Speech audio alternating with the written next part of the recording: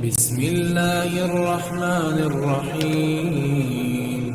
بس رمضان کی سب سے بڑی تیاری کیا ہے کہ اپنے دلوں کو صاف کر لو پہلے سے، کہ جس دل میں نفرت ہو، بغض ہو، کسی کے لیے غصہ ہو، کسی کے لیے کیا کیا جذبے ہوں، دل صاف کرنا۔ ہمارے گھروں میں روزانہ جھاڑو ہوتا ہے، یہاں مدرسے میں روزانہ صفائی ہوتی کہ نہیں ہوتی؟ کیونکہ دنیا کی اصل گندگی ہے تو جھاڑو ہاتھ سے نہیں چھوٹ سکتا۔ حرم شریف میں دیکھا کیسے چاروں طرف خدام پھر رہے ہوتے ہیں برش لے کر، تو دل پہ غبار ایسے آتا ہے جیسے صحن میں غبار آتا ہے، دل پہ گندگی ایسے آتی ہے جیسے صحن میں آتی ہے۔ تو ہم نے نظام بنایا ہوا ہے، لوگ وہ کر رہے ہیں، وہ روزانہ جھاڑو دیتے ہیں۔ تمہارا دل ایک آنگن ہے، ایک صحن ہے، اس میں بغض، نفرت، حسد، پتہ نہیں کیا کیا گندگیاں آئیں گی اور آتی رہیں گی۔ بچوں ایک کام کرو، جھاڑو پکڑ لو، صاف کرو۔ یا اللہ معاملہ تجھ سے کرنا ہے، لوگوں سے نہیں۔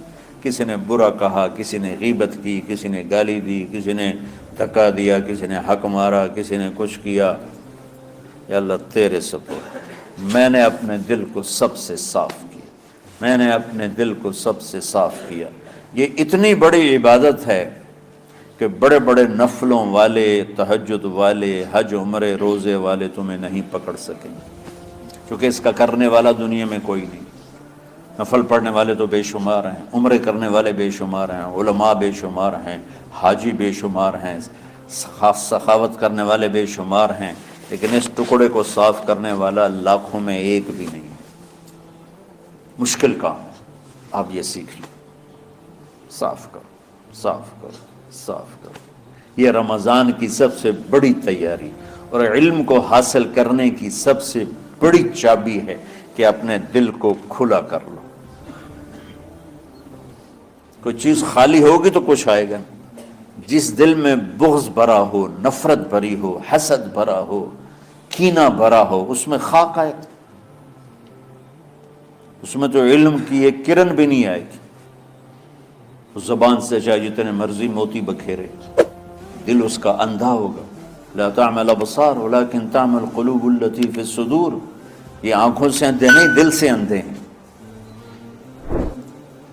تو بچوں اپنے دل کو صاف کرنا سیکھو۔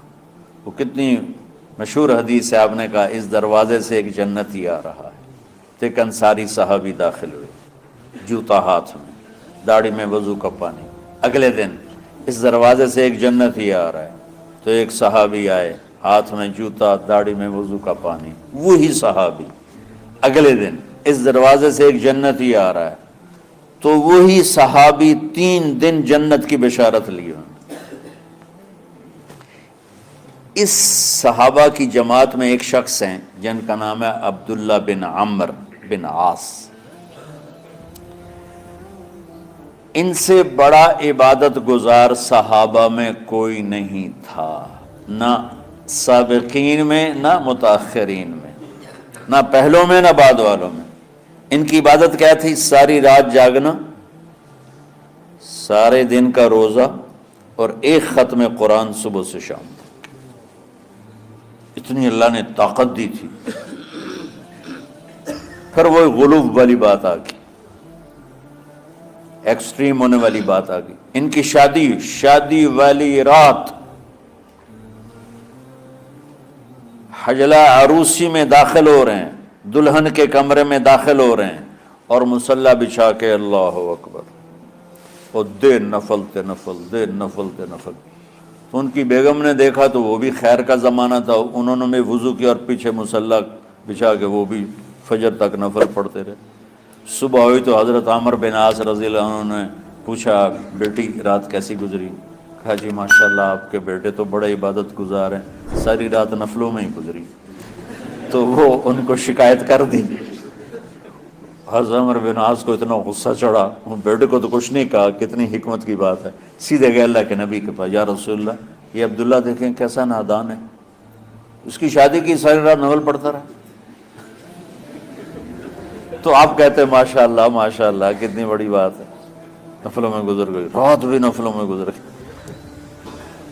تو آپ نے حضرت عبداللہ بن عمر کو بلا کے ڈانٹا کہ تو نے مہینے میں 3 دن روزے رکھنے، بس اس سے زیادہ نہیں رکھنے، اور ہفتے میں 1 قرآن ختم کرنا ہے۔ کہا یا رسول اللہ میرے اندر طاقت زیادہ ہے۔ پھر اچھا 15 دن روزے رکھنے، کہ نہیں میرے اندر طاقت زیادہ ہے۔ آپ اس کو تھوڑا تھوڑا کر کے گھٹاتے رہے، اور وہ ہر دفعہ نہیں یا رسول اللہ میرے اندر طاقت زیادہ ہے۔ تو آخر میں آپ نے کہا اچھا چلو 100 میں داؤدی پہ آ جاؤ، 1 دن روزہ رکھو، 1 دن افطار کرو، اور 3 دن سے پہلے قرآن ختم نہیں کرنا۔ تو آپ نے اس کو پیچھے کیا۔ یہ بیٹھے تھے اس محفل میں، ان کے دل میں آیا کیا یہ بزرگ مجھ سے زیادہ عبادت کرتے؟ رات میں ساری جاگتا ہوں، دن روزہ رکھتا ہوں، 1 ختم کرتا ہوں، تو جنت کی بشارت تو مجھے ملنی چاہیے تھی، ان کو کیسے مل رہی؟ یہ کسی کتاب میں نہیں لکھا کہ یہ کا جذبہ تھا، لیکن جو کہ میں ان کی سیرت کو جانتا ہوں تو مجھے خیال آتا ہے کہ ان کی نفسیات میں یہ بات آئی ہوگی، چونکہ صرف انہی کو خیال آیا کہ میں جا کے دیکھتا ہوں کہ یہ بزرگ کیا کرتے ہیں۔ تو ان کے پاس پہنچ گئے، چاچا، ذرا وہ ادھیڑ عمر تھے، چاچا وہ میرے ابا تھوڑے ناراض ہیں، تو کچھ دن آپ کے پاس گزار لوں؟ کا بیٹا بسم اللہ آ جاؤ۔ اب رات ہوتے ہی عشاء کی نماز پڑھ کے انہوں نے جلدی سے چادر اوپر لی اور یوں سراغ کر کے ان چاچا کو دیکھنے لگے ایسے کر کہ اب یہ کیا ساری رات سجدہ کرے گا، اور ساری رات روتے روتے روتے روتے مسلح گیلا ہو جائے گا، یا ساری رات رکوع کرے گا، ساری رات قیام کرے گا، ساری رات قرآن پڑھے گا، اس تصور سے یوں دیکھ رہے۔ اور وہ بزرگ صحابی تشریف لائے، سرانے پہ سر رکھا، اللہم بسمک اموت و احیا، ہو گئے۔ اب یہ دیکھ رہے ہیں ابھی اٹھیں گے، ابھی اٹھیں گے، ابھی اٹھیں گے، اٹھے نا، فجر کی اذان پہ اٹھے۔ اب یہ تو حیران پریشان ہو گئے کہ یہ کیا ہو؟ اس زمانے میں تو منافق تہجد نہیں چھوڑتے تھے ڈر کے مارے کہ پتہ نہ چل جائے ہمارے کفر کا، تو یہ چاچا جنت بھی لے گیا تو ستا بھی پیا کہ چلو کل دیکھوں گا۔ اگلی رات پھر چادر سر پہ کر کے اور یوں سوراخ کر کے لیٹے ہوئے اور دیکھ رہے۔ چاچا پھر تشریف لے اور سرانے پہ سر رکھا، اللہم بسمک اموت و احیا، ہو گئے۔ فجر کی اذان پہ اٹھے، یہ اور پریشان ہو گئے کہ میرا نبی کا فرمان تو سچا ہے، اس میں تو شک بھی کفر ہے، لیکن عمل کیا ہے جس پر اس کو جنت کی بشارت ملی؟ 2 رکعت نفل بھی نہیں۔ اور آج کے دور میں تم میں سے ماشاءاللہ اکثر بچے تہجد پڑھتے ہیں کہ 1 رات اور دیکھوں گا، تیسری رات اللہم بسمک اموت و احیا، ہو گئی ساری رات۔ تو تیسری رات پھٹ پڑے عبداللہ بن عمر، کہنے لگے چاچا میری ابا سے کوئی لڑائی نہیں تھی، 3 دن میں تیرے بارے میں سنتا رہا، جنتی جنتی جنتی۔ میں دیکھنے آیا تھا کہ آپ کیا کرتے ہیں، آپ تو کچھ بھی نہیں کرتے ہو، ساری رات سوتے رہتے، اب کیا کرتے ہو؟ میں نے کہا بیٹا یہی ہے جو تم نے دیکھا ہے۔ اب ان کو سمجھ میں نہیں آ رہا کہ یہ جوڑ کیسے بٹھاؤں، ادھر جنت کی بشارت، ادھر ساری رات خراٹے، اب یہ اس میں جوڑ کیسے بٹھاؤں، کیونکہ نبی کی بات تو غلط ہو نہیں سکتی۔ تو اب وہ نا ایسے نا بڑے بے دل سے ہو کر واپس مڑے، پتہ نہیں کی چکر ہوئے گی کوئی گل۔ جب وہ دروازے تک پہنچے تو کہنے لگے بیٹا ادھر آنا، واپس آ گیا۔ کہا اب میں تمہیں اصل راز کی بات بتاتا ہوں۔ کہا کیا ہے کیا ہے؟ تو یہاں ہاتھ رکھا، کہا یہ جو دل ہے نا اس میں کسی انسان کی نفرت نہیں۔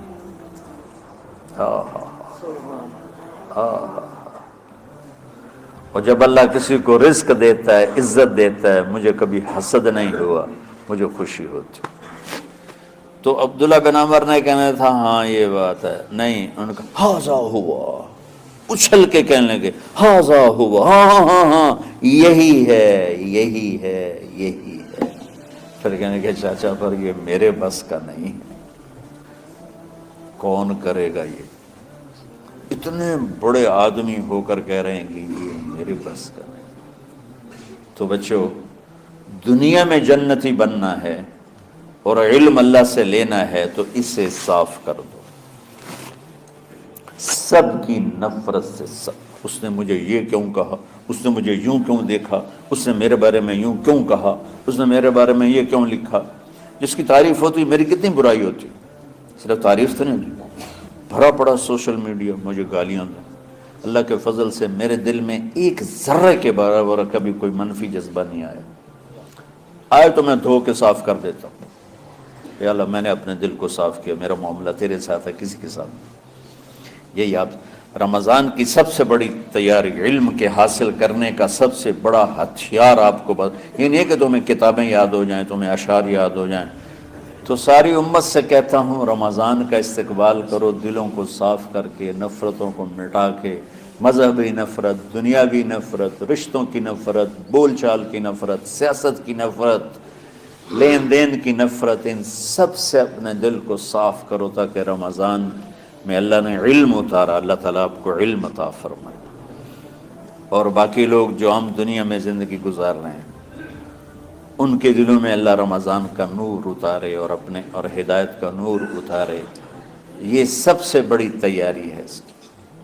اور کسی سے گلہ ہے، غصہ ہے، ناراضگی ہے، کسی سے بولتے نہیں ہو، ابھی سے شعبان آ چکا ہے، آپ شعبان سے رمضان کی تیاری شروع فرما دیتے تھے، تو اس کی تیاری کیا ہے؟ وہ دلوں کو صاف کرو، معاف کرو، معافی مانگو، تمہارا قصور نہیں پھر بھی معافی مانگ لو، دلوں کو صاف کرو، اور اللہ سے سخاوت مانگو کہ اللہ کو سخی بھی پسند ہے اور صاف دل والا بھی پسند ہے۔